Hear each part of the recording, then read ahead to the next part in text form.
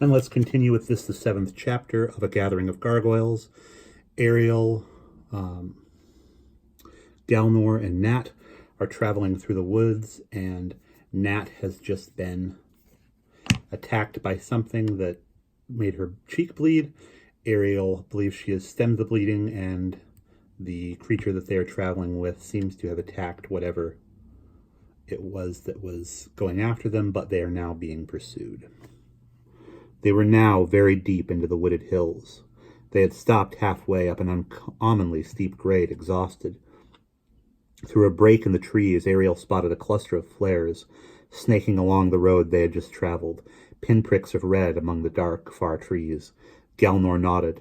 As I feared, the Arlish bandits have come for their beast.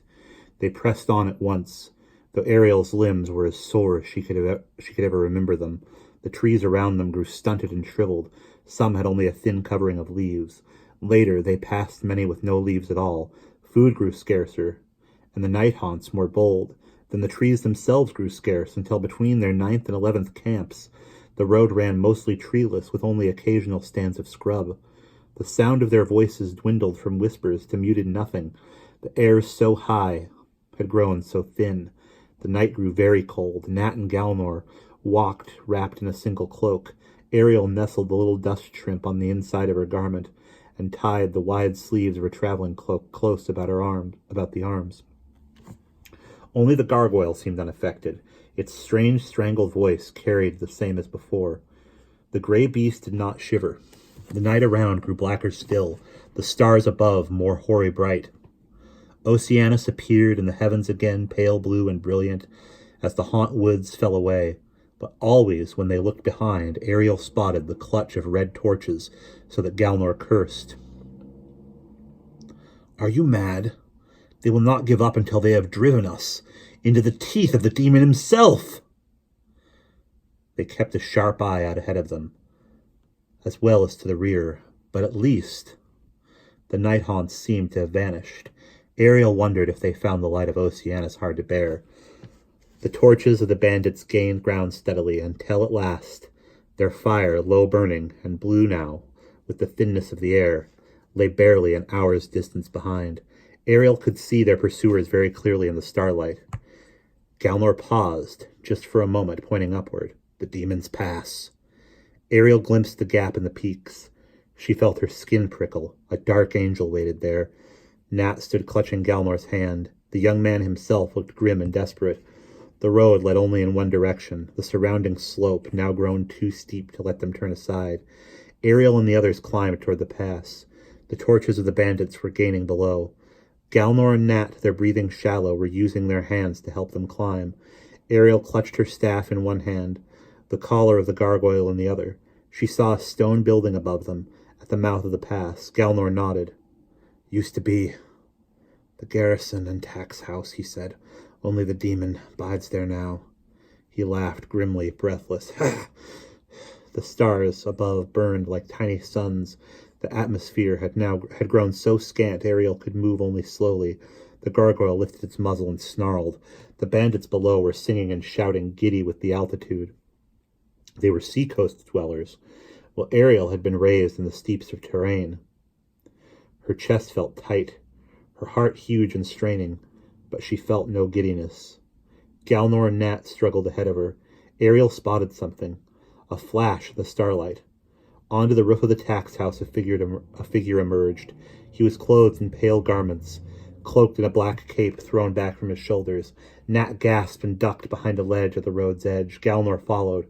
The gargoyle trembled, a rumble beginning in its throat, but Ariel could only stare. Her skin went numb. She felt as though she had been made into stone. Disbelief overwhelmed her. It was not he. It could not be he. She had overthrown him in Avarak, that dark angel. It seemed she would stand in the middle of the roadway, staring at that familiar figure, till she crumbled to dust. Only when Galnor grabbed her arm, snatching her into the shadow of the ledge, did Ariel realize the figure upon the garrison was not the same, only similar to the one she had known. Crouching, gasping, to regain her breath, she studied it now. She saw its garments were not of Avarik. Only its black wings, falling like a thick, dark cape, were the same, huge and umbrous. No starlight gleamed in them. They were deeper than the night dark sky. The dark angel flexed its dozen wings. It was not looking at her and her companions. Ariel realized that suddenly. It was gazing beyond them at the torches down the slope, shielding its eyes from the dim glare. The giddy laughter and shouting of the bandits continued below. They had not seen the Icarus. Ariel watched, holding the gargoyle, shushing it. The gray beast struggled, as if it longed to lunge upslope after the demon of the pass. Nat and Galnor huddled behind the ledge, heads down. The vampire crouched suddenly and flew. It gave a cry, strangely bird-like and inhuman. The sound of it rebounded from the cliffs. Below, the bandits were looking up. Their laughter ceased. Some of them cried out.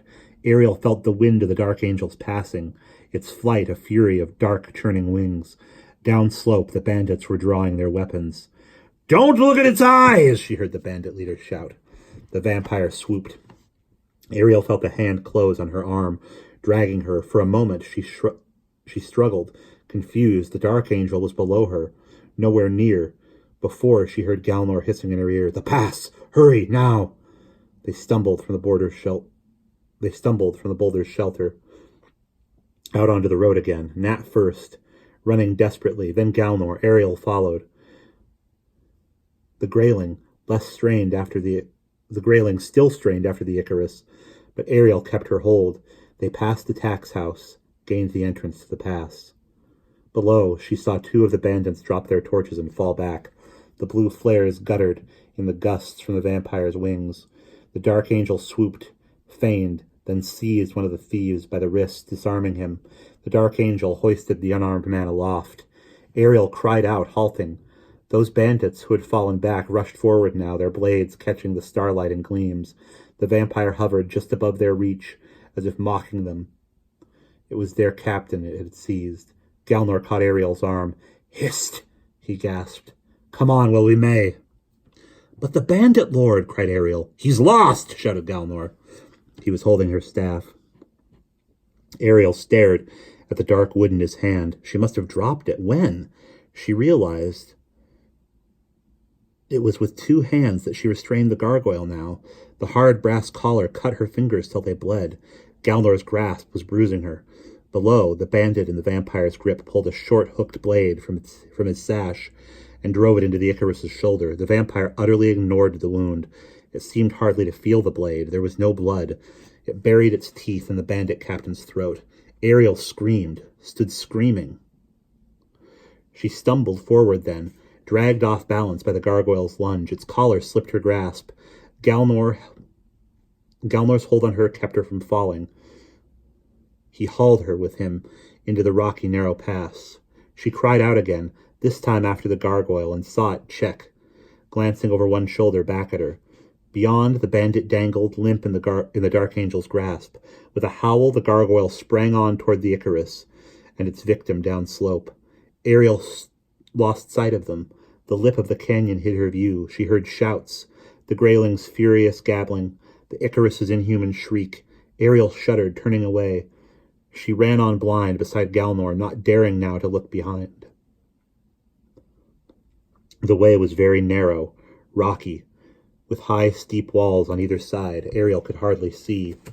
The night had grown so dark, the starlight so scant, despite the thinning of the air.